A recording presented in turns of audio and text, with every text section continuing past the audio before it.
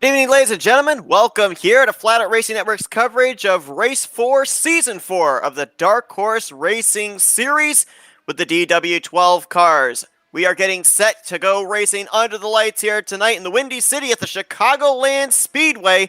Qualifying currently underway as we speak. I'm Seth Cole alongside of Scott Rankin. And Scott, in the first four races, they've been hit with a 2-mile speedway / super speedway, road course week 2, the Magic Mile last week at New Hampshire, and now they're hit with a 1.5 miles here tonight. So four entire different configurations for them in the first four races of the schedule. That's exactly how you want to start off a league. You want to get them into the flow of things. Make sure that their driving juices are flowing. You've hit them with 4 different tracks. After tonight, we can sit down. We got a lot of data to work with. We can go, all right, we can look at Robert Mileska III. We can tell that he was phenomenal on fuel at Michigan.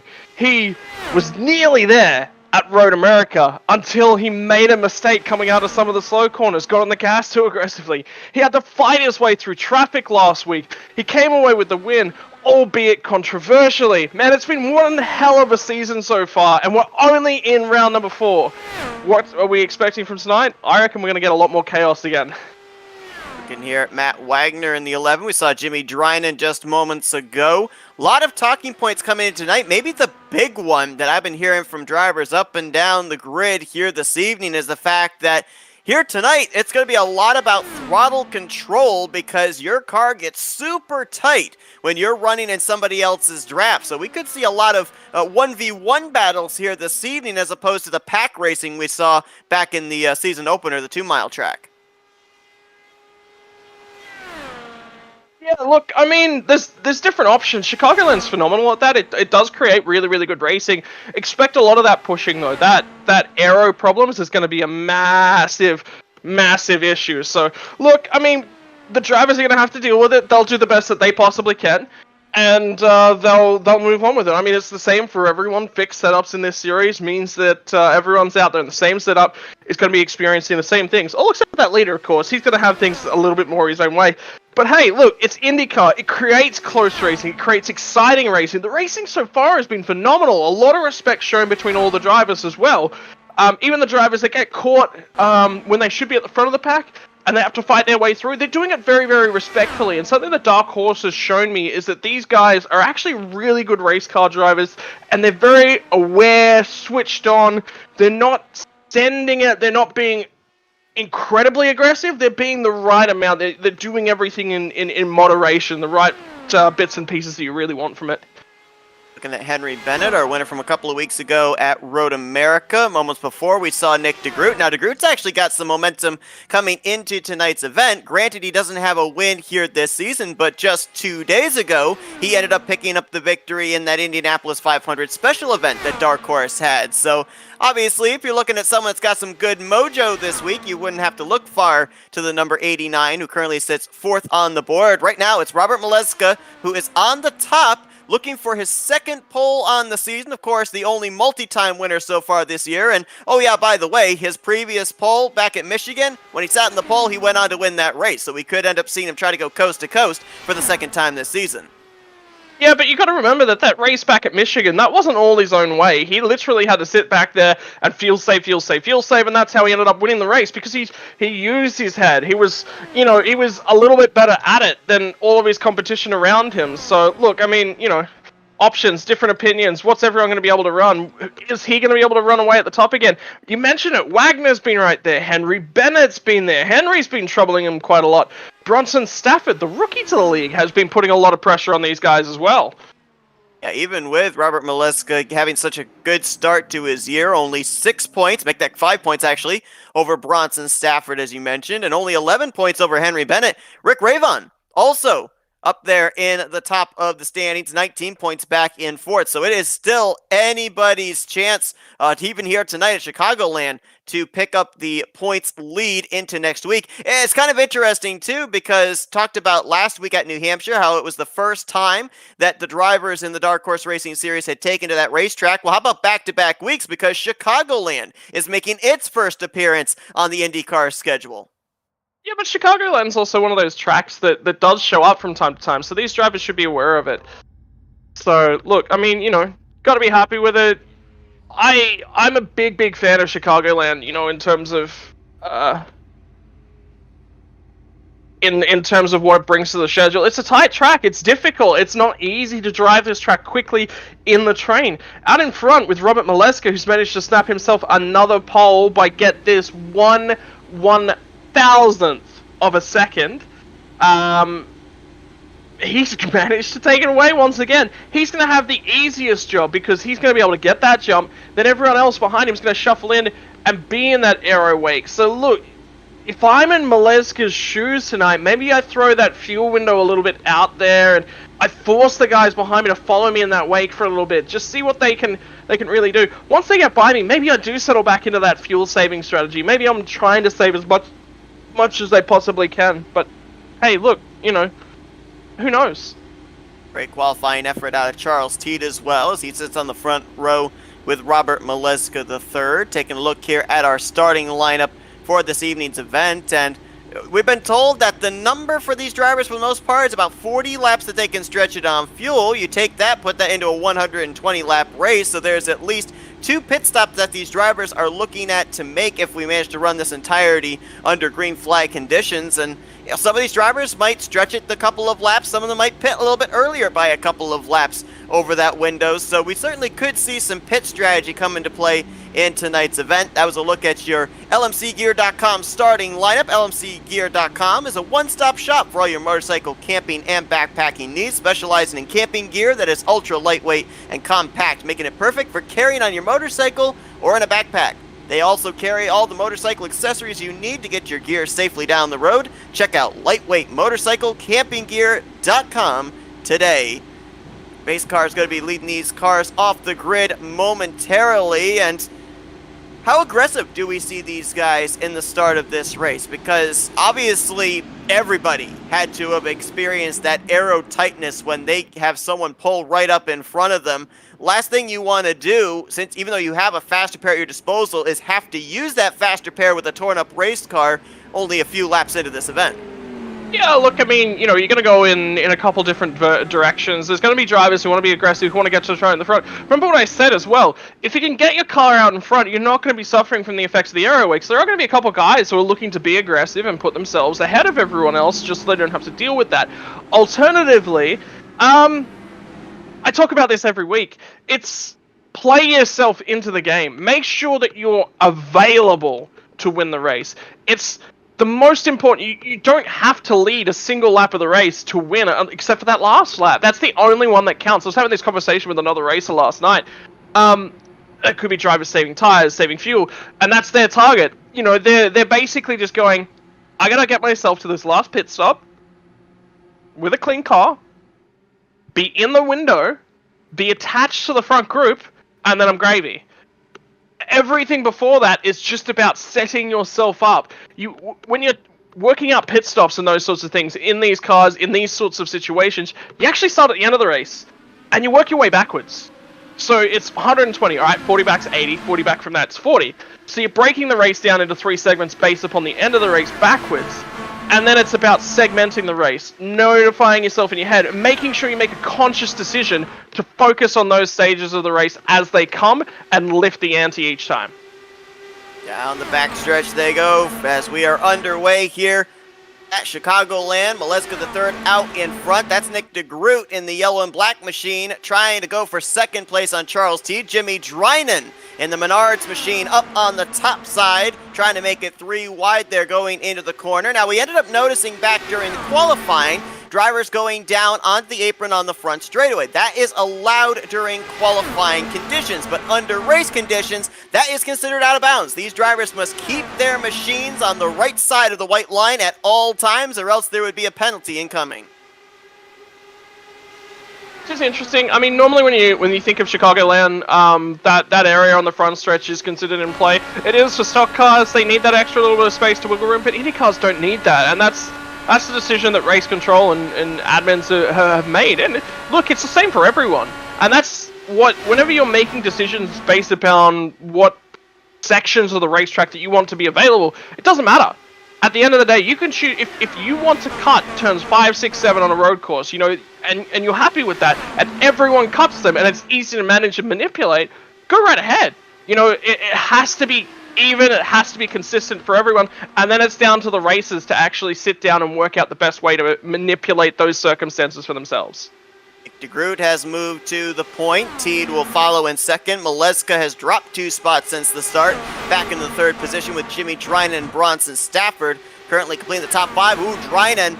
I don't know if he got the apron or if he just really got tight, but that thing went straight towards the wall off of turn 2. Bronson Stafford looking to take advantage. And it's interesting because we were doing an event a couple of nights ago. I think it was actually the Indy 500, Special Event Indy 500. Myself and Anthony McCurry were talking about this upcoming race at Chicagoland. And if you look at the backstretch, it's not a straightaway because what it really is it's a curved backstretch.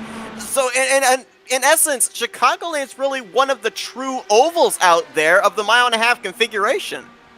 Yeah, look, if you want to get technical, I mean, you know, you can start going, well, none of this is a oval, this is just 2 corners, you know, this is basically a rounded oblong, etc., etc. It's technical. Let's leave it nice and simple. They're all ovals in the same stretch. They've got 2 corners, you know, a little bit of a D oval on some of them. Yeah, it all happens, you know. But, yeah, look, I mean, it's different, and one of the best things about racing is that everywhere you go, it's not like, say, soccer, it's not like football, whereby you go to different pitches, and ultimately the pitch is the same. You know, the field of play is very, very similar. Oh, yeah, the markings might be slightly different. Some of the colors are used. Racing, every time you go somewhere different, the course is different. How you attack the turns, the banking, the road surface, the way that you're driving is always going to be different. The airflow, the air direction are actually really crucial factors. iRacing does model that, by the way. That is important to these cars. It does unsettle them in specific manners if the airflow is coming from a different direction. So, you know, when you say, yeah, you know, you kind of can't call an oval, is there any, you can call it a true oval because there's some banking. But then again, can you really say that it's an oval? Because nothing's a true oval. It's a D. It's not really an oval. It's a D. But then again, it's a D, a subclass of oval. Yeah, it's racing. It's semantics, man. Let's move on. Well, we're gonna look at this battle for second. Maleska getting around Charles Teed, and Bronson Stafford stuck his wing in there on driver's right, trying to get to the top side of Teed for the 3rd position. I gotta wonder, though, with the fact that, you know, you end up having this somewhat curved backstretch. Obviously, as we saw on board there moments ago with Dylan Moskowitz, you are continuously turning left. How does that affect these drivers here in these Indy cars in terms of side-by-side battles down the backstretch? Yeah, it's no real issue because, I mean, you as a driver, you're aware of it. There's markings around the track to help you maintain the lane and the groove that you're in. That's how the drivers do it. It's not just as simple as, you know, the drivers know where they need to be. No, there's markings, there's bits and pieces that really help them and allow them to drive in specific ways. So, yeah, look, I mean, it's difficult, it's different, but until you actually get out there and experience it. Yeah, we're turning left the whole time. Yeah, it's something you've got to be aware of as a driver. You know, you've probably got to allow that little bit of extra space. But that's just something. It's a quirk to the racetrack. It's a slight adjustment. A foot at the most is what you're going to be making the adjustment. And a bit of a slow start to the season for Matt Wagner, who was a 2-time winner last year, winning both the season opener and the season finale of the Indy 500. Right now, mired back here in the 15th position, trying to take a position away from Jim Herrick in the 40. That's Jeff Hysong there in the red and black machine, looking on the inside of him as well. But Matt Wagner coming into this race 10th in the point standing, struggled last week at New Hampshire, and you kind of are getting the feeling of when are the wheels finally going to start turning for this team, because we know he can be competitive week after week. He just has kind of not been able to get out of the blocks in the first 3 races. Which is really interesting for Matt Wagner, because he's definitely had shows. I think he's been unlucky, to be perfectly honest. He's put himself in some aggressive positions, and then the issue that Matt's had is that he's basically said, I'm going to focus on getting towards the back half of the race, but then he's put himself in really, really bad positions whereby he's had to push harder than he would have liked, and that has caused an error, whether that be an error that he's made or an error another driver's made as he's attempting to overtake them. And that's just unlucky. And a lot of the times he's been in similar sorts of positions whereby, you know, there's an accident and it happens to be ahead of him because he's not as high up. He definitely has the pace. Correct me if I'm wrong, but he won the Indy 500 not over the weekend, but the previous one, but in between the most recent season and our current season. And he's definitely got the pace. He's definitely got the ability. So I don't know. This is a really poor show of form, which is uncharacteristic for Matt Wagner. Yeah, definitely is. Matt Wagner, very good at the road courses last season, was constantly up there inside the podium, but didn't do exactly what we were thinking back at Road America, and then as mentioned, did not have a good run last week at New Hampshire either, albeit a lot of that was in part to the timing of cautions coming out and trapping him off the lead lap after he had made a green flag pit stop. So kind of alluding to what you were saying, just been kind of unlucky here in the first 3 races. We'll see if he can turn his luck around here tonight. So we're looking at 11th place battle, Kobe Moore in the 15 alongside of Mike Tellier in the 97. And obviously, we're not going to talk a whole lot about this, but we do have to shed a little bit of light on what happened last week, because bear in mind, we talked about the fact that New Hampshire made its debut on the schedule, and last week's race, while it was exciting, it was not without controversy. A little bit of a war of words afterwards between the eventual winner, Robert Maleska III, and Jim Brooks after the two made contact on that final lap. Now, I'm not expecting any fallout from that, as they obviously have had a week to be able to think about it, but it is something we do have to keep an eye on. Right now, I think Jim Brooks is back in the fuel-saving strategy, kind of what he did last week as well at New Hampshire. Right now, back in the 17th position. Maleska up here in second place, so they're nowhere near each other, but it is something we do have to keep an eye on just based off of previous history from last week. Yeah, 100%. I mean, you know, anytime you have a running together with a driver, you're going to be aware that that's an issue that you're going to have to manage the following week. And look, Jim felt hard done by. Jim was very upset. You know, he had a great opportunity, and I think a lot of the fan vote would have been definitely going towards him to take it away from Robert Maleska. And ultimately, both drivers said that they wanted to race for it. That's what you want to hear from those guys as well. You know, you want to hear the guys saying, hey, I wanted to go out there, and if he beat me on speed, all power to him. And that's exactly what both drivers were trying to do. But when you've got drivers that are pushing the limits in the method that they were pushing it, yeah, look, I mean, it's going to happen. It was a phenomenal race last week. You can't take anything away from it. It didn't end in the best light, but it was just such a good race. So close, so difficult. Robert Maleska did a phenomenal job driving back through the field in a track that was so difficult to overtake on. So you can't take that away from him. And, you know, at the end of the night, he should have been happy with a second place finish. It wasn't to be. He took it away from Jim, and, you know, Jim didn't get the finish that he necessarily deserved as well. Look, it's racing at the end of the day. If you can't take those knocks, if you can't accept those intra-car battles and accept them for what they are, then you shouldn't be out on the racetrack, to be perfectly frank with you. That's racing. So he's got to accept it. He's got to deal with it in whatever way he's going to deal with it and move on.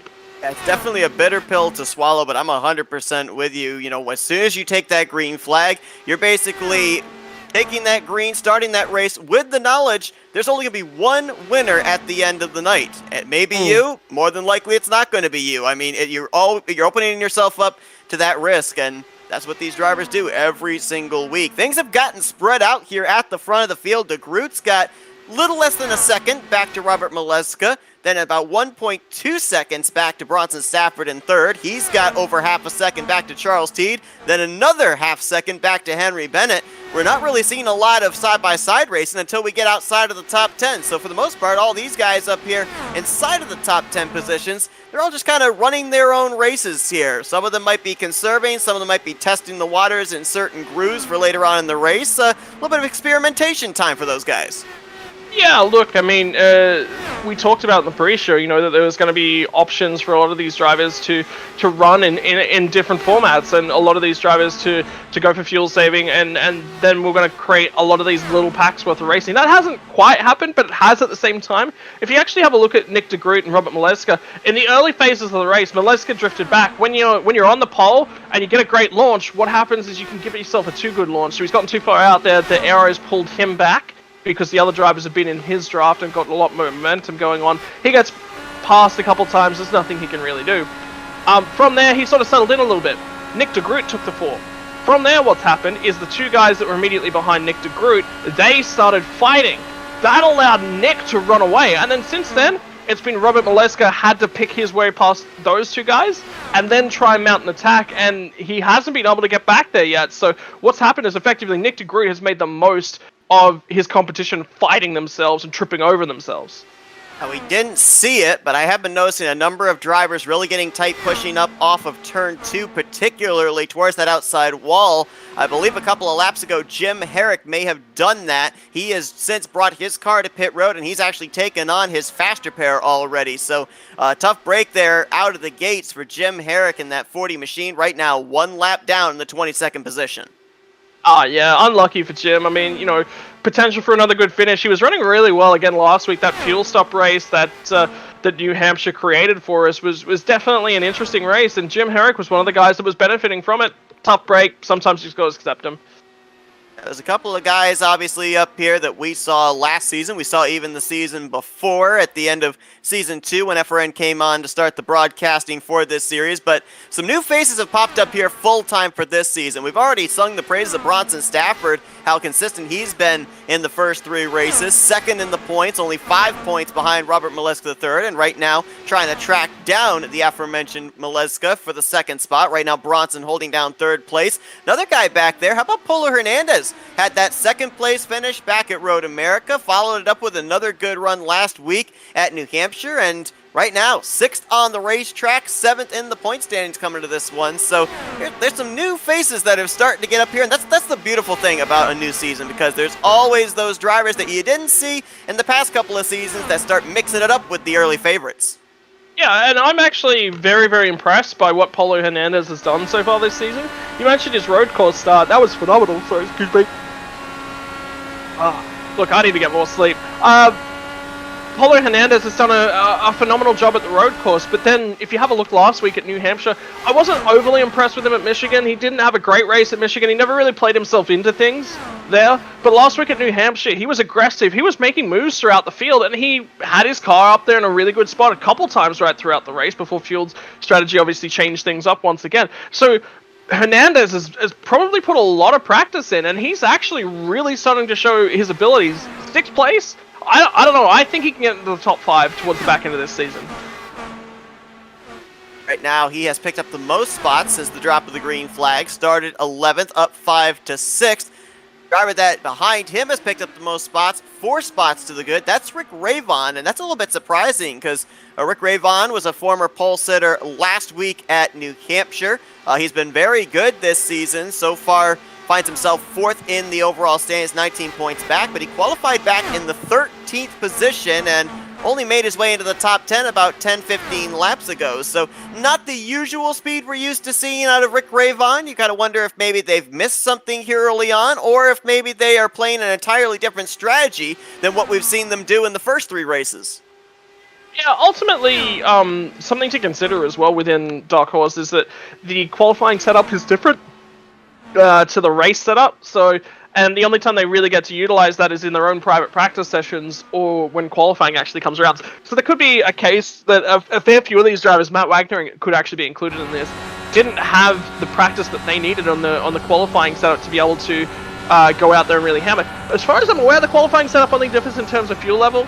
Look, I mean, it could be more to that, but the fuel level definitely changes the balance of the car. So some of these guys that didn't get their qualifying runs as best as they could be, they're starting to recover. They're starting to really push their races forward, as we know that they're really capable of. But, it's too little too late. When you start that far back, the amount of effort that you've really got to do. So these guys will be targeting getting to those final 40 laps and then pushing on from there. So for now, they're just sort of picking guys off as they can, pull somebody else back to you, pull somebody else back to you, grab them. It's a 10 sort of lap, playing the race in 10 sort of lap intervals at that pace. Riding on board here with our race leader, Nick DeGroot. You see very little hand motion, easing the car carefully into the corners, and then not a whole lot of counter steer coming off of either turn 2 or turn 4. I want to get your take on something here that we can see on the steering wheel panel that I ended up hearing during practice. You'll notice up in the top middle, the number 5. That is the gear he is in, 5th gear. Believe it or not, they were saying that you actually use up more fuel in 6th gear here this evening than you do in 5th. That's why pretty much every driver in the field is keeping their car in 5th gear. That shocked me because normally, with my limited experience in these Indy cars, 6th gear is kind of considered your 4th gear in a stock car, your draft gear, and that is usually the gear you go in to save the fuel. But that's not the case here tonight. I would. Okay, so draft gear. Yeah, talking from stock car terminology, that's a really, really bad crossover because stock cars, Indy cars, are so different. Draft gear, yeah, but stock cars tend to run in their fourth gear no matter really where they are. They just want to be in fourth gear because that's where they sit. That's an interesting one. I haven't heard that. That's new to me. That sixth gear would be wanting more fuel. And the guy that I'd be out in the clear air, yeah, I can understand it. So the reason that you would be in sixth gear and burning more fuel is because you're in full throttle for a lot more of the lap, because you've really got to exert that. So when you get into sixth gear, we experience it in terms of our road cars. The gear ratio is a little bit slower, so your torque is less. Your ability to accelerate the car is less. So that means you've got to spend a lot more time at full throttle to get to the same sort of speeds, which means that that your lap pace is a little bit different, you know, a little bit slower and those sorts of things. I just heard Nick DeGroot just say on the mic that he's going to be pitting the next time by, too. These drivers just completed their 41st lap. DeGroot, oh, slides the tires, but I think he did at least make it between the cones and onto that commitment line. That's going to be something these drivers going to have to deal with, too, because I was hearing also in practice that this track's kind of deceptive in how aggressive you can take it onto pit road. You got to back it down a lot more than you would originally expect to make sure that you're able to get onto pit road entry and be able to get between those commitment cones. Hard on the brakes there for Maleska. A lot of smoke off of that left rear.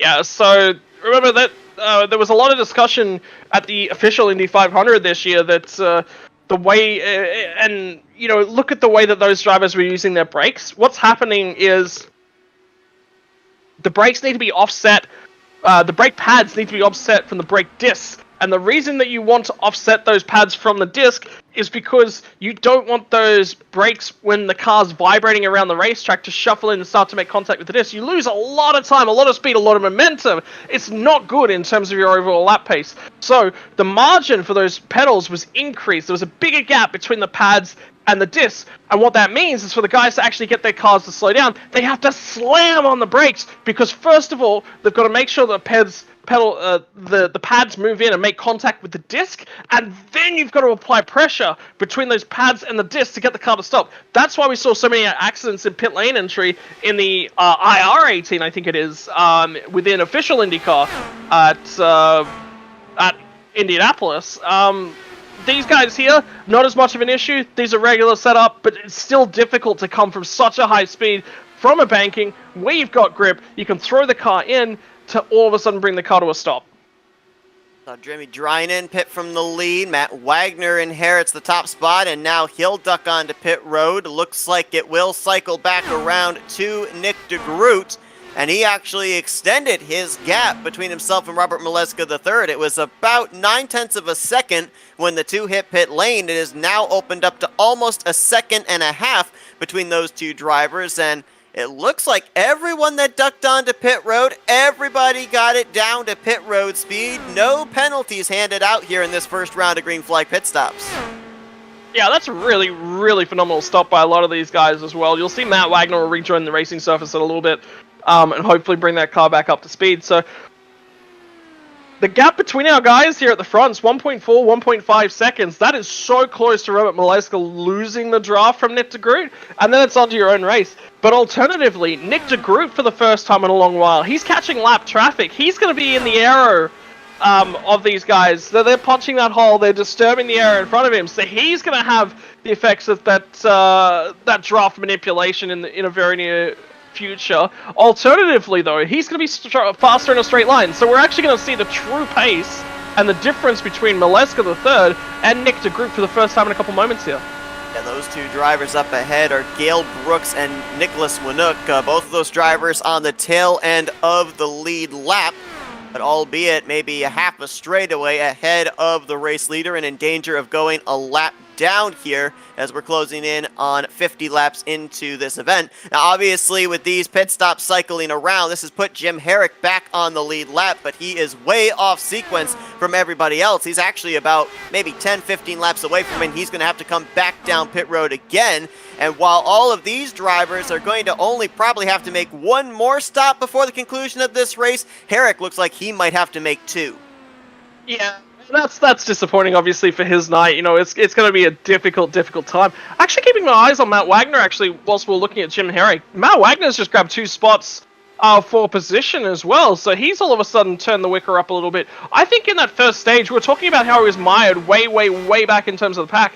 I think it was fuel saving. I think he got caught out and his qualifying wasn't great. And then he went, you know what? I can't make up a lot from here. I'm going to use my head here and save as much fuel as I possibly can. See if that's going to help him, as right now, just about everybody came down pit road between laps 41 to 44, so they're over that 40-lap mark, which I don't know if they would... It seems like there wouldn't be any question that these guys would be able to make it the rest of the way on just one more pit stop, but then again, with the field getting as spread out as it is too, don't know if necessarily draft would come into play with that 40-lap target we were given or not. Just to update as well, another driver did use a faster pair under that cycle green flag pit stops, and that was Gale Brooks in the 71 machine. So that would account for why Gale lost so much time on pit road. And now it's Gale Brooks and Jim Herrick, the only two drivers that have used their faster pairs at this point in time. That was Nicholas Winook that went a lap down to Nick DeGroot, but while DeGroot was trying to get around the 33, Maleska has cut down half of the lead DeGroot had about 5 laps ago. Yeah, but that could open itself back up again in terms of traffic here in a few moments, because, you know, Maleska is now going to be in that draft. You can already see it, you know, that gap's opened up just a touch. It'll shrink again a little bit here, and then it'll open up again, then it'll shrink and it'll open up again between the straights, because DeGroot's no longer got that aero wake a little bit on his wing. This pack here, this is phenomenal. Like, just how tight and close the racing is in this middle of the field. I'm actually just continuing to monitor Matt Wagner's progress. He's making a lot of time up. He's actually surging towards Jeff Heisung at this point in time. Who's that on pit road? That was Jim Brooks, unscheduled stop for the 51. I'm going to assume he might have gotten the outside wall at some point in the last couple of laps, because he just came down and he just took his faster pair. Take a quick look at the front end of his car over the next couple laps and just double check. Got some good battling back here, just inside of the top 5. Henry Bennett in the 07. That's Charles Teed, the neon yellow, orange, and blue machine. And just ahead, Polo Hernandez. That's 4th, 5th, and 6th. Rick Ravon just behind there as well in the 2. So that's 4th through 7th, all with under a blanket pretty much, about maybe 0.8 of a second separating those 4. And not too far back, you've got the yellow number 4 of Dylan Moskowitz holding down 8th place. Yeah, so this battle pack's really starting to sort of eke itself out. These guys will be sort of stuck together for an extended period of time here. It's really interesting to see the gap between so Nick DeGroot and Robert Maleska is only about a second at this point in time. Then it's 3 seconds back to Bronson Stafford, and then you've got another 3 seconds back to Paulo Hernandez in this group right here. So a lot that these drivers were talking about and the packs breaking up into these micro battles is definitely coming true, but whether or not they can keep it this way, well, we're about to find out. We might actually, I obviously don't want to have the commentator's curse take place here, but if they continue to run the way that they are right now, we could be en route for our 3rd caution-free race in the first 4 races of the season. We were caution-free at Michigan. Obviously, we were caution-free at Road America, with it being only local yellow flags. We were localized caution. We weren't localized caution-free. We weren't localized caution, but full course yellow-free. And then obviously we did have a number of cautions last week in New Hampshire, but you know, if we continue under the green flag here tonight, that's incredible. 3 races in the first 4 races of the schedule without the yellow flag waving. And look at what a big part that actually played into things in terms of the racing at Michigan as well. Oh, yeah, in terms of the fuel race, you know, it actually opened up the strategy here tonight. The strategy itself isn't actually an option, which is disappointing. But look, I mean, you're going to have those races. The better part here is that you can say, yeah, look, I mean, fuel races is not really an interesting thing. You don't see different strategies, this, that, and the other. However, what it does create is we're actually going to see the winner of the race on overall speed, because fuel's not going to come into the equation. There's going to be no question about it whatsoever. So, you know, we actually get to see these guys go as hard, as fast as they can, for as long as they can, and that's going to decide who wins the race. Now, DeGroot came down pit road 1 lap sooner than Maleska did. We saw when everything settled out that he actually gained ground on the 91. On this upcoming final pit stop for these drivers, does Maleska kind of learn from that and he tries coming to pit road a lap or 2 sooner than DeGroot does to try and gain even more position? Because he's slowly starting to reel him again here the longer this run goes on.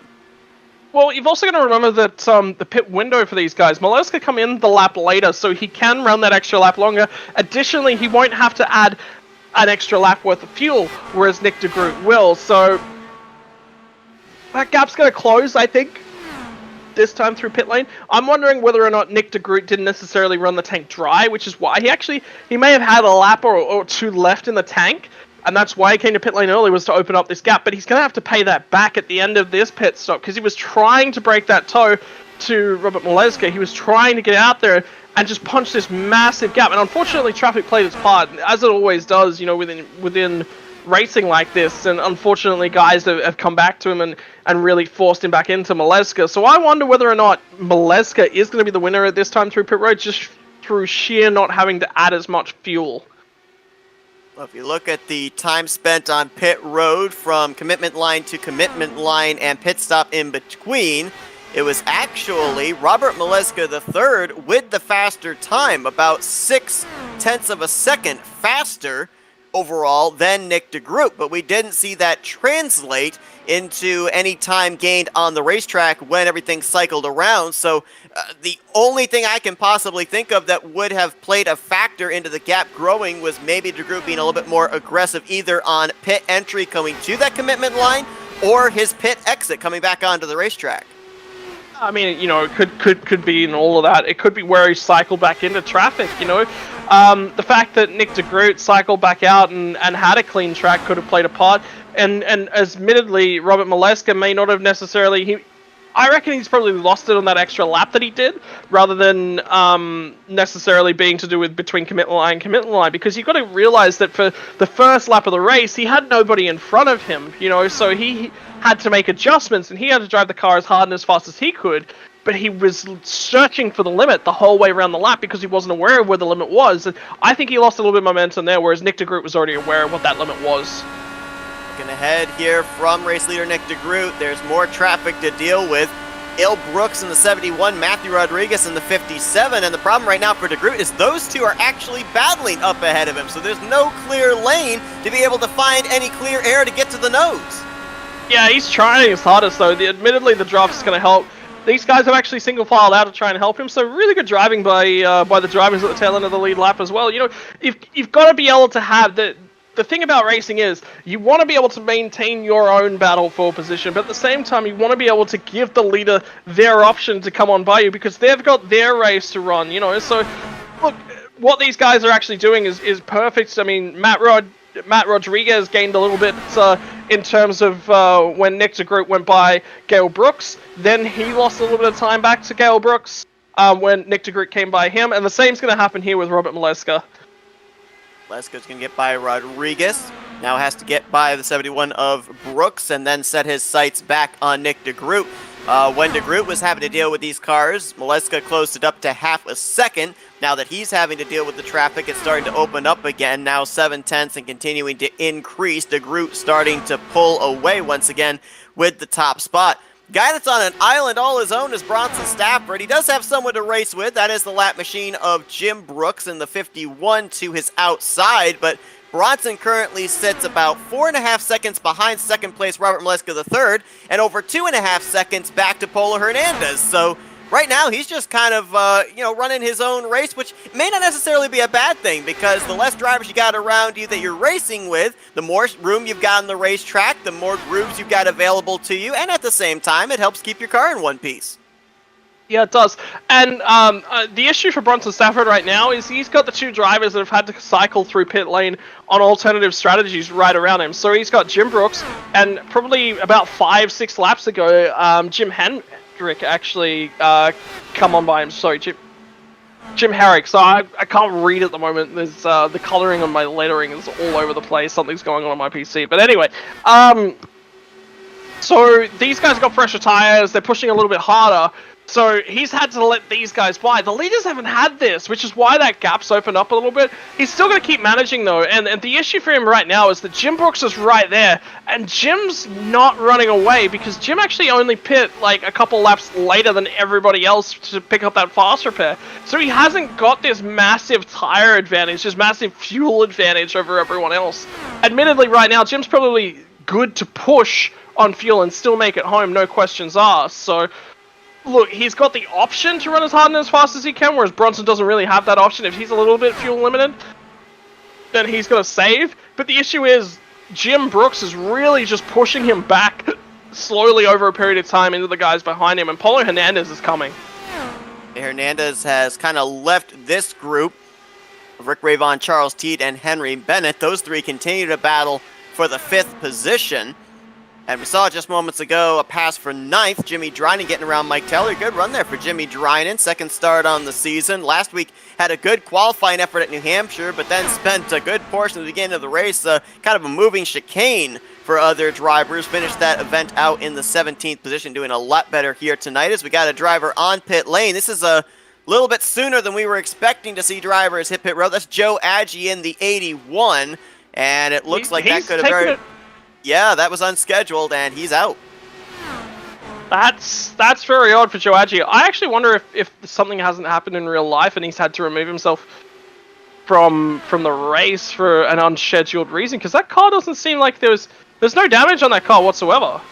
He's running on the lead lap around the 13th position when he brought it down pit road. So first retiree out of the event. He'll finish 22nd here tonight. As talking about that final pit stop for these drivers, it's coming up soon. It'll be somewhere in the next 5 to 7 laps when we see these drivers on pit road for probably the final time here this evening. Yeah, I mean, there's a whole bunch of different stuff going on right now. So, like I said, you got Bronson Stafford and Jim Brooks. Their race is, playing out in completely and utterly different banners, and they're just locked together on the racing track. And there's not much that they can really do to separate themselves because they're very similar paced at this point in time. So Bronson Stafford's just sort of using him as an air ram, basically, to push his way through the air. So that's working in his favor. All of a sudden, that gap's opened up just a touch to Paulo Hernandez and behind him. There's different races and different stories are playing themselves out right around the racing surface as it stands at this point in time. And the best part about that is, if you keep your eyes on, Rick Ravon is starting to really try and chase down Paulo Hernandez, and that group seems to have single-filed out right now. So that's going to close up on towards the leaders over the next couple laps, and I think Bronson Stafford might actually be at risk here. Right now, Nick DeGroot, 0.7 of a second back to Robert Maleska III.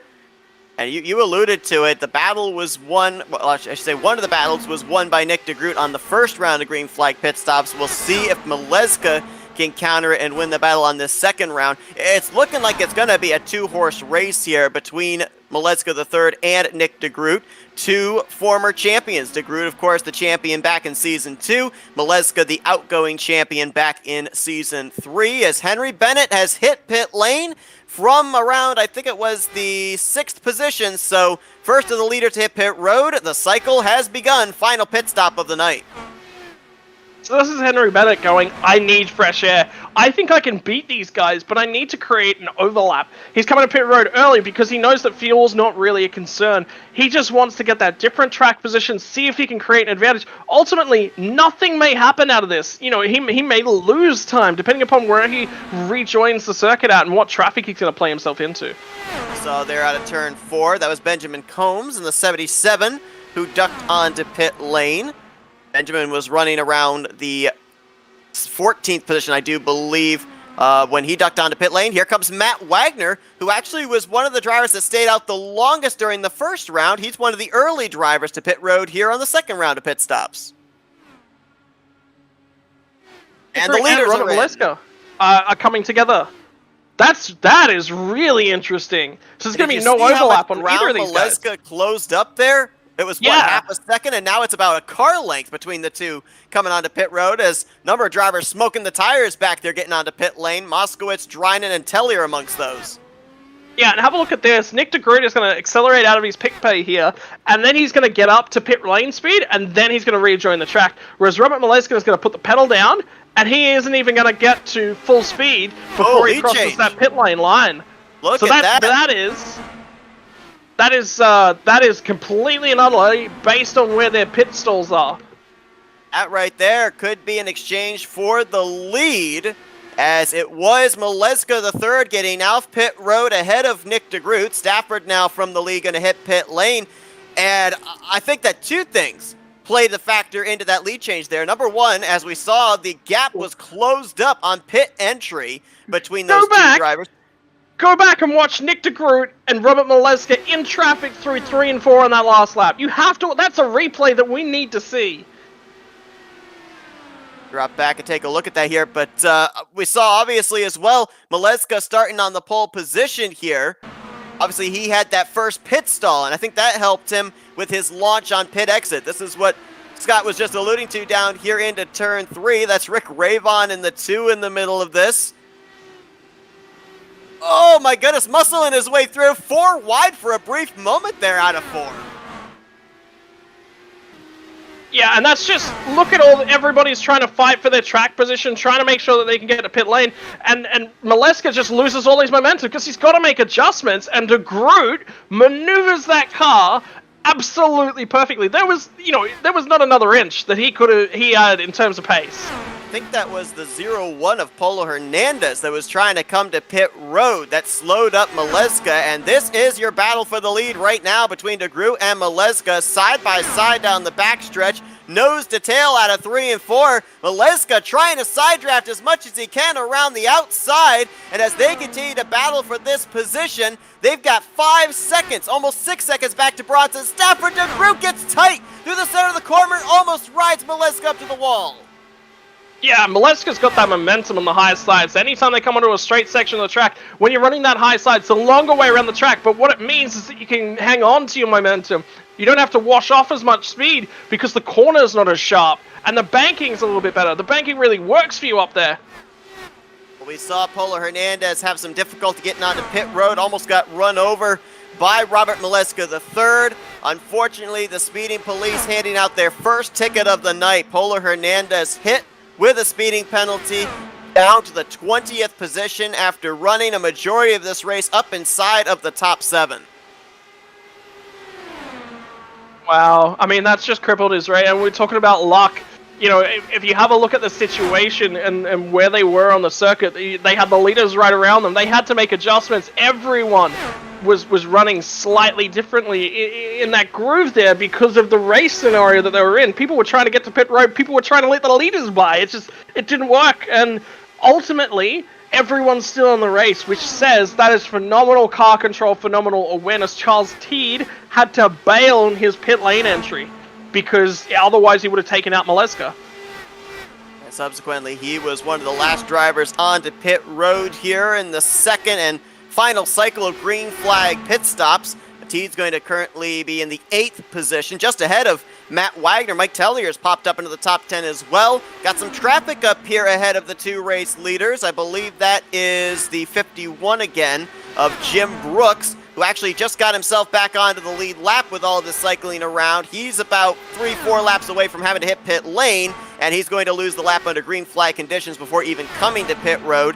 Maleska is going to make pretty quick work of him and actually open up his gap to Nick DeGroot. DeGroot started out the season back-to-back 7th place finishes at Michigan and Road America. Best finish of the season last week at New Hampshire with 5th, and trying to better that here tonight with a victory. Of course, mentioned as well, had the momentum of that Indy 500 special event win a couple of days ago, Monday night here under the Dark Horse banner, but he wants his first victory since I believe it was, I want to say it was Homestead, Miami. I got to double check on that, last season in Season 3 of the Dark Horse Racing Series.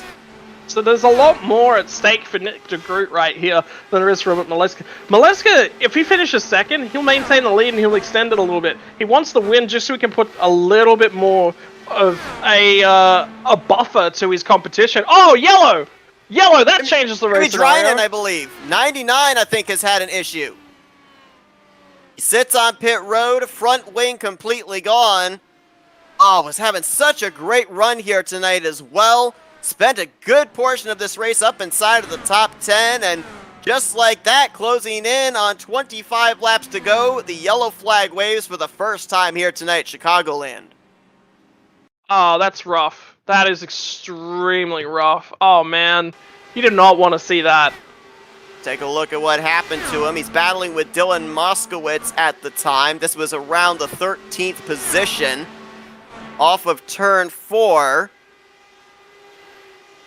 Car gets a big run to the outside. Oh, and then Moskowitz just didn't really judge where the wall was, bounced off the wall and into the right rear quarter panel of Jimmy Drynan. Then Drynan, wild ride there as he pretty much Tony Hawked the catch fence into turn 1. I mean, what Dylan said on the radio was that he didn't have enough room to get through there. And if you actually have a look at the shape of the wall there, he didn't. He really, really didn't. I mean, he was never really going to be able to get through there, you know, so that one's actually on Jimmy. Jimmy needed to create a little bit more space to make sure that they could both get in there at a turn 1. And not only did Drynan go up and ride the catch fence, but Dylan Moskowitz actually ended up riding the outside wall almost all the way into turn 2, maybe almost to the exit of turn 2, as we'll take a look at his wild ride here. 99 goes up into the air, 4 riding the safer barrier, comes back down onto the racing surface, and who's that? Nicholas Winnick? Whoa! That Charles Johnson, I think, in the 9 that almost actually might have hit the 4 car. If he didn't, it was the word that you coined, the gap whack, coming into play there that saved his chances of not having to use a faster pair. Right on board here with Charles Johnson. The 4 of Dylan Moskowitz and the 99 of Jimmy Drynan have already wrecked at this point. There's Moskowitz and, oh, nope, there was contact. You can see that the left front wing on the 9 machine is crumpled, and so, yep, he actually did make contact with the front end of the 4, so a 3-car incident if you also add in Johnson's machine, bringing out this first caution of the night.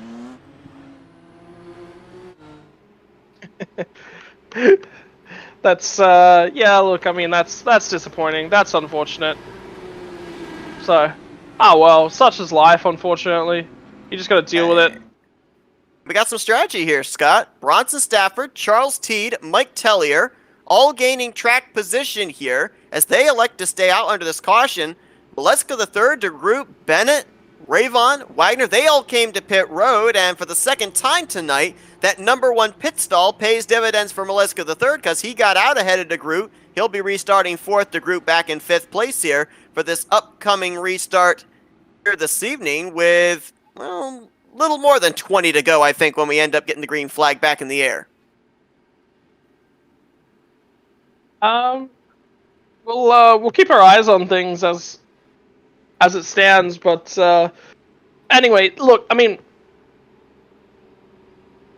hang on, we'll just get a sec, because I think we're looking at wave rounds at this point in time, so that's what we're trying to organize and arrange as it stands. So I just want to see where this throws us. So we're going to actually have, I think, 97 to go.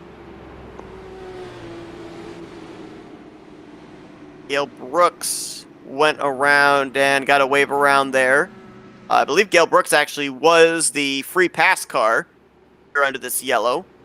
That other car there on the top side, I believe, is the 33 of Nicholas Winook, who was trying to get one of his 2 laps back, but he's now dropping towards the rear.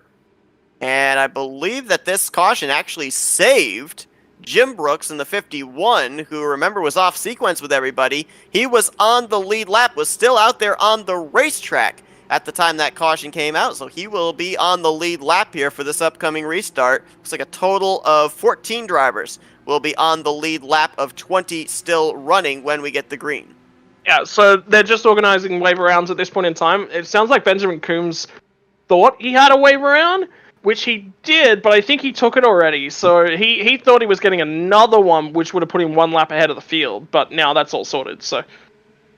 He has since dropped to the tail end of the field, and 23 to go is what it will be here as Bronson Stafford leads us back to the green flag. Mike Tellier taking a look for 2nd place on Charles Teed. Then you got the fresh tires behind Nick DeGroot in the 89, Maleska in the 91. I think Bronson Stafford might have played himself a masterstroke here. He didn't need to pit, but you got to remember, fuel is clear. They didn't have to pit. But it's down to Mike Tellier and Bronson Stafford to work together to keep everyone behind them here.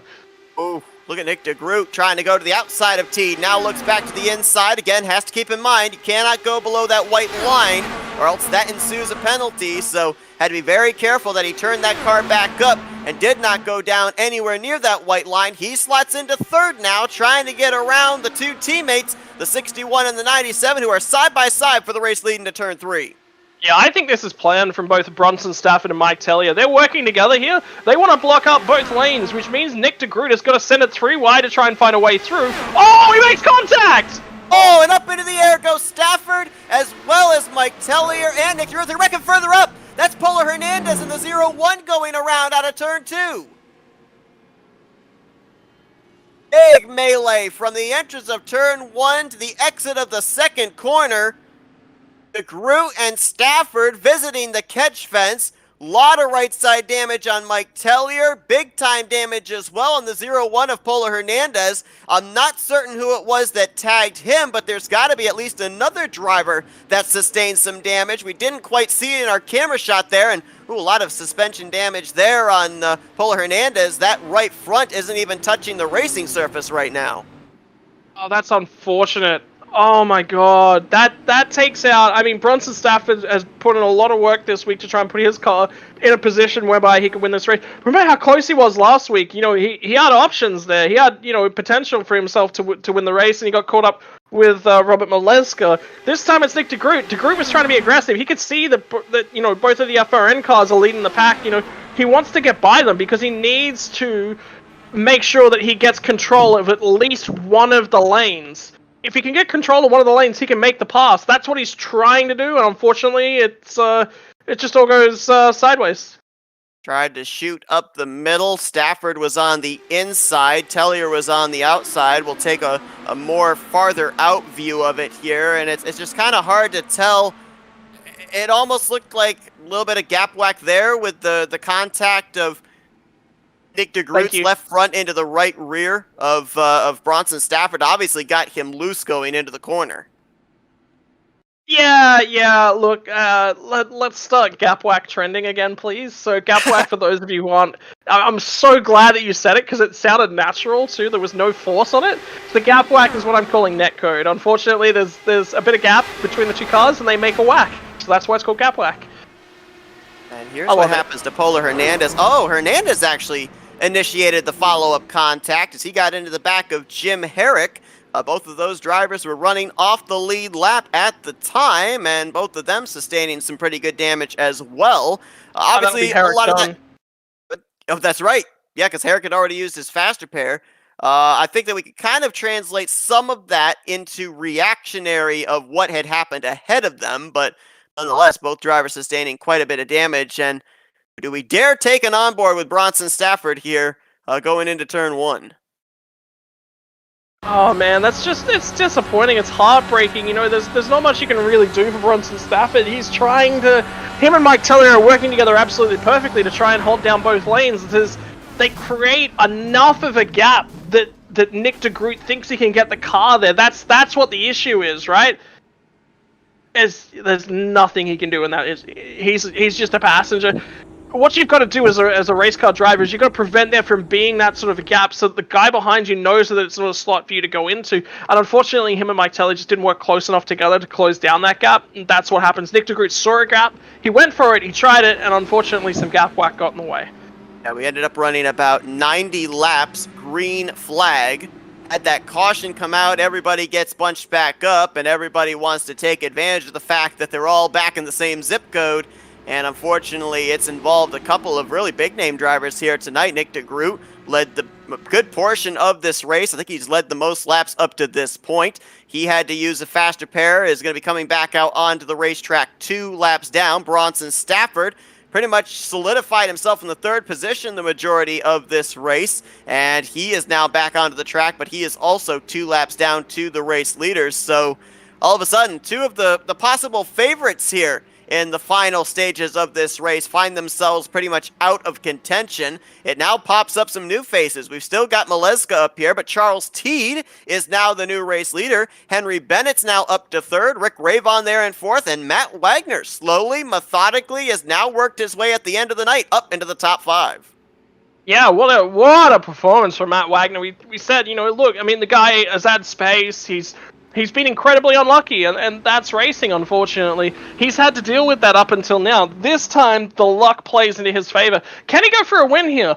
I'm not necessarily sure that he has the pace right now, but then again, I don't think we've seen him running as hard and as fast as he can so far tonight. If he can turn that wicker up, if he can find a few more miles an hour for you Americans, maybe he can. You mentioned about Jim Herrick. That damage taking him out of the race. He has made the left-hand turn to the garage area, so he will join Jimmy Drynan, and Joe Agee will not be finishing out tonight's event here at Chicagoland. We're going to have 12 drivers on the lead lap. When we go back green, I believe Dylan Moskowitz was actually the recipient of the free pass under this yellow flag. Charles Johnson, Matthew Rodriguez, they are both 1 lap down in 13th and 14th, and then 2 laps down are Nicholas Winook, Nick DeGroot, Bronson Stafford. They're back out on the racetrack. Polo Hernandez and Mike Tellier still sit on pit lane, getting damage repair done to their machines, and that's a tough break there for Mike Tellier, too. A guy that, for the most part, in the beginning of this race was running anywhere from 10th to 13th, but then popped up here into the top 10 near the end of this race, played the strategy game, stayed out when most of the other leaders came to pit road, restarted up in third, and his night comes to a bitter end here as well, as we are going to be closing in on 15 laps to go here at Chicagoland, and Charles Teed, who's making his 3rd start on the season, is leading us back into turn 1. Yeah, let's see if Charles can really... This is a really good opportunity for Charles to see if he can win a race. He's got control of the field. That means he's punching the hole in the air. Whether or not that means that Robert Maleska is going to be able to make the move, though, let's find out. I'd love to see Charles to take this one away, though. There's Henry Bennett to the inside of Maleska for 2nd. Rick Ravon's going to jump to the top, make it 3 wide for the runner-up spot. Almost looking 4 wide on the front straightaway for the race lead. Why not? And I tell you what, it looks like everyone's ganging up on Robert Maleska. They don't want to see him win another race. I'll tell you what, man, when you're a 10-time winner last season and win the championship, you got to expect you're coming into the following year with a target on your back, as we almost had some contact there with Ravon and Teed for 2nd place. Bennett's going to clear for the top spot.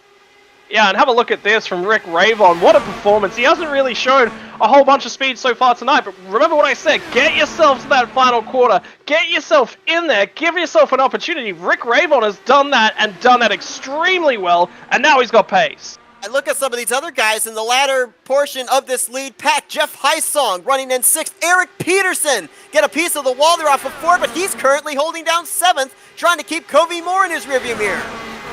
Yeah, all of a sudden that field kind of condenses. We lost a lot of drivers in that last wreck. A lot of phenomenal drivers have had to come down, grab a fast repair, see what they can do. Now look at Maleska. This is how you know this guy is a champion. He got shuffled back to 6th, kept his cool. He's back in 2nd. And I tell you what, Henry Bennett has got to keep his eyes in that rear view. And we saw earlier the battle between Maleska and DeGroot. Obviously, Maleska knows that there is speed to be had on that top side. If you pinch down and side draft the car on driver's left, he might try and do that here with Henry Bennett, as they're dead even going into 3. See if he can get it done. This is so close. This is going to be a phenomenal run to the end. High side for Maleska, low side for Bennett, pays dividends. He leads that lap. 11 to go here at Chicagoland. Rick Ravon riding in 3rd, waiting to see which line's going to move. Matt Wagner just got around Charles Teed. Move him up to 4th. Side drafting down the back straightaway. Here comes Maleska once again. We got some smoke on the back straightaway. There is no caution for whatever that was from. Might have had something to do with the 57 of Matthew Rodriguez, who appears to be off the pace, but still no caution. No, everything remains green, and I mean, we've got, 10 laps to go now? We're into the final stages, Seth. I mean, Maleska's fighting pace on that higher side. I mean, we've lost Mike Tellier due to, it looks like, an internet connection issue, so he's now going back to the garage area. Look, the race has just all of a sudden gotten spicy. Right now, you've got 4 drivers up in this lead group, 2 of which are looking for their first win on the season.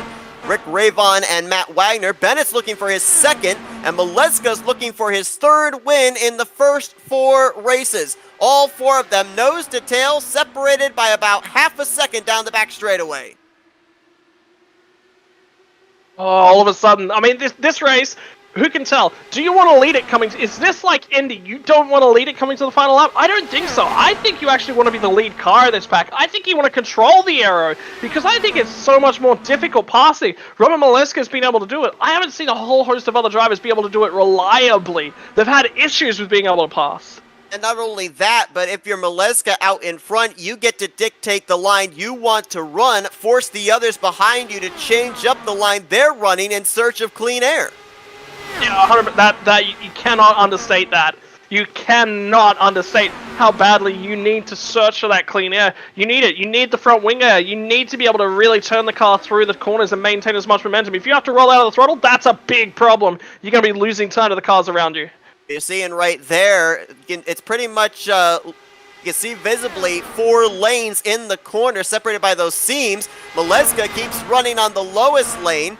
Right now, lane 2 looks like where Henry Bennett's going to run. Rick Ravon a couple of laps ago was up as high as lane 3, almost touching lane 4. So they're all trying to find that clean air to the nose, try and get that corner exit as Maleska, about 3 car lengths in hand over Bennett, another 2 back to Ravon, and then 4 car lengths back to Matt Wagner. It's going to come down between these 4 if we continue under the green flag, as it's quite a ways back to the 5th place battle, Charles Teed and Jeff Hysong.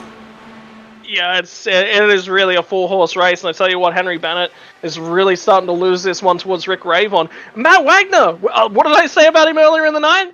He was having a horrid night in terms of qualifying, had to really pace himself to get through the early stages. Could he come out of this with a podium after a poor qualifying and a poor first couple stages of the race?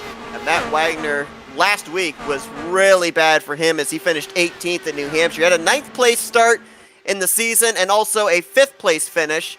But last week really dropped him in the point standings. It would be a huge run for him here tonight if he were able to finish up here, at least in the top 5, if not on the podium position. And something I noticed just a moment ago that's starting to play a factor here as well in terms of these guys trying to get by Robert Maleska III is that right front is starting to heat up. Rick Ravon drove it deep through the center of 1 and 2, trying to get to the back bumper of Henry Bennett and almost met the outside wall for his troubles. Oh man, tough night. You know, look, I mean, you got to deal with that aero push. The cars are so closely. That's the one thing about a caution is it closes the field down. It's been so long since the field has been this close together. But look at Maleska. All of a sudden, he's just running away with this race. 2 laps to go. 2 laps to go. The gap half a Look at second Ravon. back to a battle for second place. Ravon again back to the throttle sooner, but it got tight on corner exit, so Bennett starts to open the gap down the back straightaway. White flag going to be displayed this time. What a start to the year for the defending champion. 1.5 miles away from his 3rd win of the season and only the 4th race on the schedule. Yeah, and remember, he got shuffled back to 6th in the early runnings of this last green flag zone, so that's a phenomenal effort to get through all those cars. Ravon! Here comes Ravon! Little contact there between those 2 for second place, but this is going to be the fun battle to watch. Back to the checkered flag, taking place half a second, a full second, behind your race winner, Robert Maleska III. Give it to Bennett, I do believe, on the top side by less than a wing. Oh, that's a shame. I mean, Ravon got a phenomenal run. I think he got a little bit close to the car ahead of him. Matt Wagner's going to pick up himself a 4th. Rick Ravon would have finished in 3rd position. Covey Moore comes away with 7th. Jeff Hysong 5th. I mean, what is amazing about this field is that you throw your hand out and any of those guys can win that race after that last caution. Robert Maleska III, so far this season at Speedways, he's perfect. 3 for 3, Michigan, New Hampshire last week, and Chicagoland here tonight. 75% winning streak for him in these first 4 races, and tell you what, last season he went to victory lane a total of 10 times. With a start like this, he might beat that record here this season.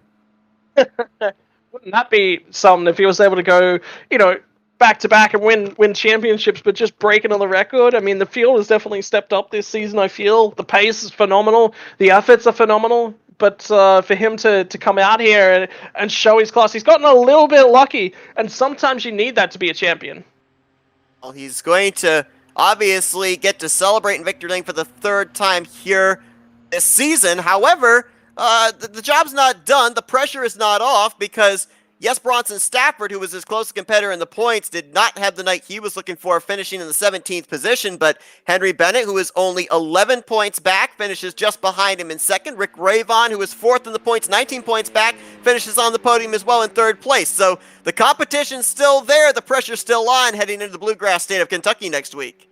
Yeah, I mean, Kentucky's a phenomenal circuit for racing for Indy cars as well, so that's going to be a phenomenal race again next week. I love this series, man. Look at the racing, look at the quality, look at the difficulties a lot of these drivers ran into tonight. This was not an easy race by any stretch of the imagination. Fuel was taken out of the equation. All of a sudden, you just had to run it as clean as you possibly could and as fast as you possibly could, and a lot of these drivers had difficulties with that. I had Nick DeGroot had that race over Maleska. Hands down. I think he had him covered. I don't think Maleska could have beaten him in pure speed. And then the cautions, they just changed everything. And DeGroot, he sends an aggressive move because he's got Robert Maleska breathing down his neck. Why would you send that move? Because you've got Robert Maleska breathing down your neck. When you've got a multiple race winner and series champion right there, and you want to prove something, it makes you change your driving behavior. It makes you become more aggressive. He sends it, and ultimately it takes 3 cars out of the equation. That's disappointing. But at the same time, you got to look at things from Nick DeGroot. He was trying to be aggressive. He was behind a team of 2 cars that were working together to control both lanes. He sent it. He had to send it to make the move work. It didn't work, and it's unfortunate. But I applaud him for having a crack. Obviously, this early on in the season, with the points as close as they are, there are going to be quite a number of drivers that are going to find some negative numbers beside their names heading into next week, dropping in the standings. Bronson Stafford, Paula Hernandez, and also Nick DeGroot with the poor performances that they had here tonight. A combination of those cautions as well as pit road for some coming into play in this as well. But on the flip side, a lot of drivers that we really didn't talk about here tonight up towards the front of the field getting solid outings. We talked about the top 3, Wagner up there in 4th. Jeff Hysong, I think we only talked about him maybe, in the final 10 laps. He brings it home with a top 5 and 5th. Charles Teed, he ended up playing the strategy that gained him track position. He maintained it for 6th place. Kobe Moore in 7th. Gail Brooks got the lucky dog, got the free pass under, I think it was the second caution, was able to move his way up to 8th. Dylan Moskowitz and Benjamin Combs going to complete out the top 10. Yeah, it's a phenomenal performance from Dylan Moskowitz. I mean, he had an interesting night. It was a little bit up, a little bit down. He was racing Jimmy Drynan for most of the night. It was quite aggressive from Jimmy Drynan. Race Control have actually, the admins have said that they're going to have a look at that from Jimmy. They're really going to dive deep into it and just sort of see, who's at fault, what they need to do to sort of improve the racing, and what's the best thing for the league as well. I think you've got to look at the last 2 weeks from Jimmy. If you have a look at New Hampshire, he was self-spinning a lot, and he was causing a lot of issues last week.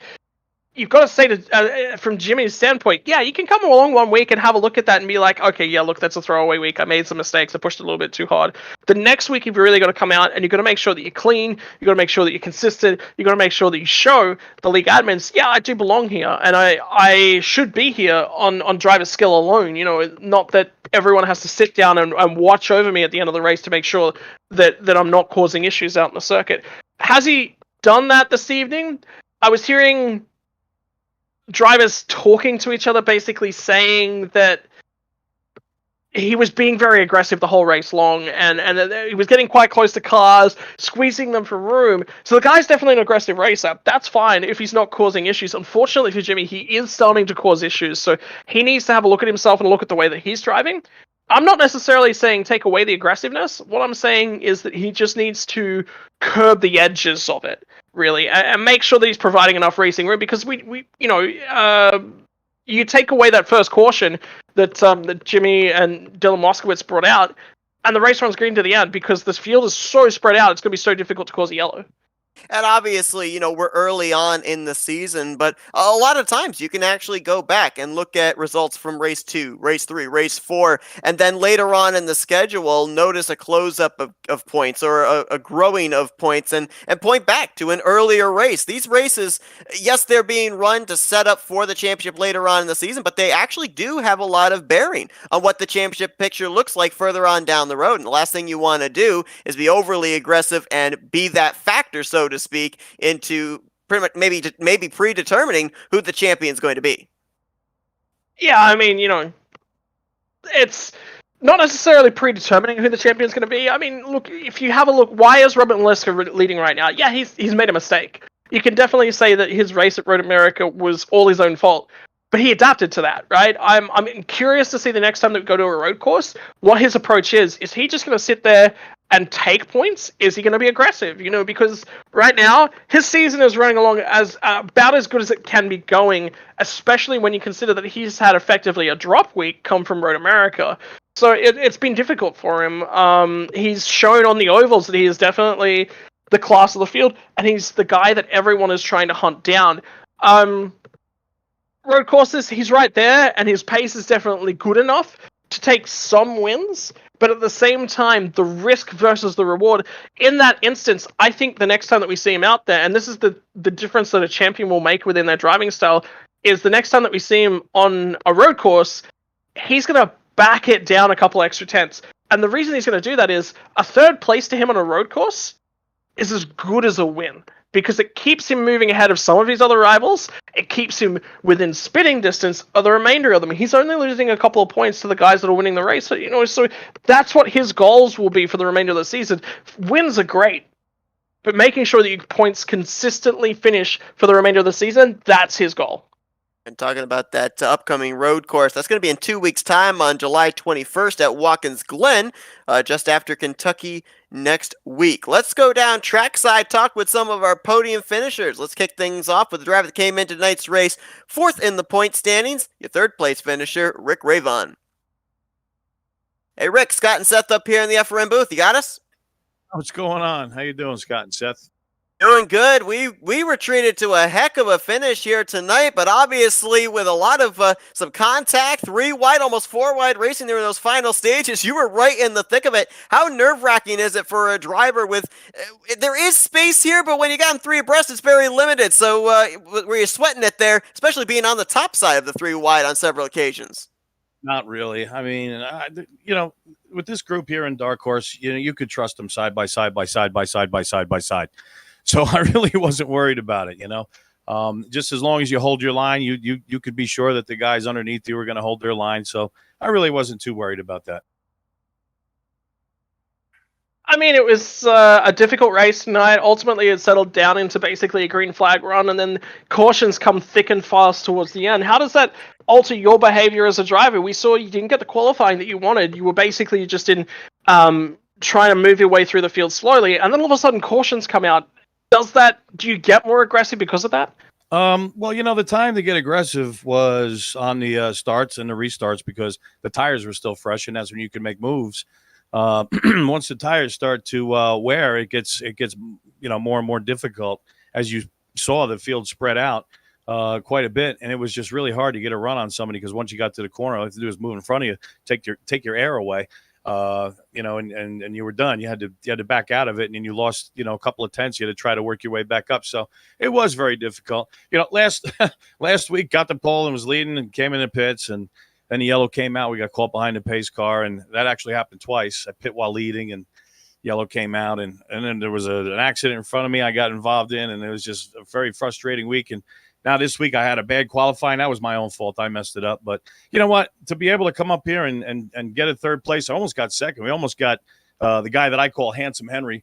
I saw his picture. This guy should be a model, man. He should be in magazines. But I almost got Henry there for second place. It was really close there at the line. But I'm just loving this league. A Dark Horse is amazing. These guys are incredible. I love racing here, and I look forward to it every week. This is great. Talk about next week. I mean, obviously here tonight, first mile and a half track that you guys took to on the schedule. We go to another mile and a half next week at Kentucky.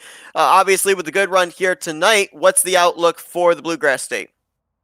Well, I guess with Maleska in the field and Bennett and a few of these other guys that are just top notch, just hoping for a top three. A podium is what you shoot for because it's just so difficult to get a top three. So if you get a top three in this league, you've really accomplished something. So I mean, we'll wait and see what happens as far as the setup is concerned. These guys at Dark Horse, man, they just give these they give us amazing setups, really competitive setups. You can't, mess with the roll bars or the weight jacker, so you have to just deal with what it is. But everybody's in the same boat. Everybody's got the exact same setup, so it's head to head. But as far as next week, I'm looking forward to it. That's a fun track, and I'm sure that we're going to put on just as good a show as we did this week, if not better. Well, a great start to your season nonetheless there, Rick. So far, 4 top 10s, 3 top 5s in these first 4 races, and you carry that momentum into next week. Looking forward to seeing if maybe you can finally get this 2 machine in victory lane, but congratulations on another solid podium finish here tonight. We're going to give you the opportunity now for some thank you sponsors and shout-outs. Well, thanks to the guys that run this league, Charles Teed, thanks very much. You're awesome. And let's see, Eric Peterson, and I can't think of the others. I'm still too new. Thanks to you guys up in the booth. I can't wait to watch the race. I have some time now because it's 9:30. I'm going to actually watch it before I go to bed. Thanks to the drivers. You guys are awesome. I'm just having so much fun. This is the best league that I've ever been in. This is the challenge that I need, and I'm just loving every second of it. And hopefully next week we could put the Gould Charge in victory lane. That would be great.